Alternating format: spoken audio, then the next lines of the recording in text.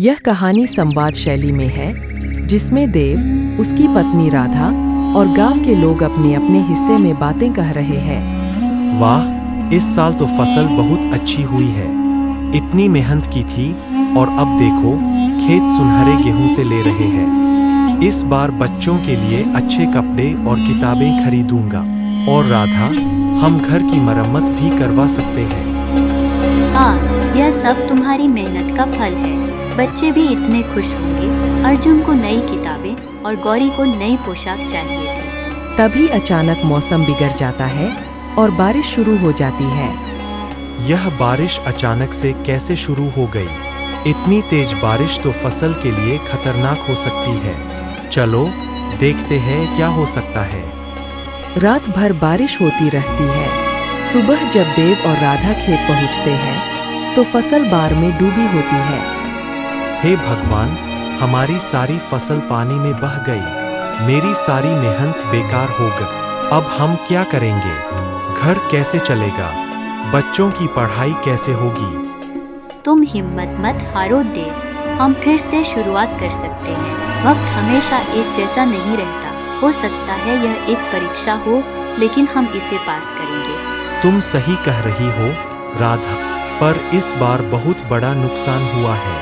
मुझे समझ नहीं आ रहा कि अब कैसे सब कुछ ठीक करूं। गांव के लोग देव की हालत सुनकर उसके घर आते हैं। गांव का मुखिया हरिओम। देव भाई, तुम हमेशा हमारी मदद करते रहे हो। अब वक्त आ गया है कि हम भी तुम्हारी मदद करें। तुम अकेले नहीं हो, हम सब तुम्हारे साथ हैं। आप सब मेरी मदद करेंगे, लेकिन मैं कैसे आप सभी का कर्ज उतार पाऊंगा? कर्ज की बात मत करो। गांव के लोग एक परिवार की तरह होते हैं। जब तुमने हमारी मदद की तब तुमने कभी कुछ नहीं मांगा, तो अब हम तुम्हारी मदद करेंगे। हम सब मिलकर तुम्हारे खेत की मरम्मत करेंगे। कोई बैल देगा, कोई बीज और कोई अपनी मेहनत से मदद करेगा। हम एक साथ हैं तो कोई भी मुसीबत हमें हरा नहीं सकती। आप सबका धन्यवाद। मैं यह कभी नहीं भूलूंगा। अगर आप सबका साथ न होता तो मैं यह सब कभी नहीं कर पाता। कुछ ही महीनों में देव का खेत फिर से उपजाऊ हो जाता है। फसल लहराने लगती है। देखो देव, हमारी मेहनत और गांव वालों की मदद से फसल फिर से तैयार हो गई। अब बच्चों की किताबें और घर की मरम्मत भी हो सकेगी। हाँ, यह सब हमारी मेहनत का परिणाम है।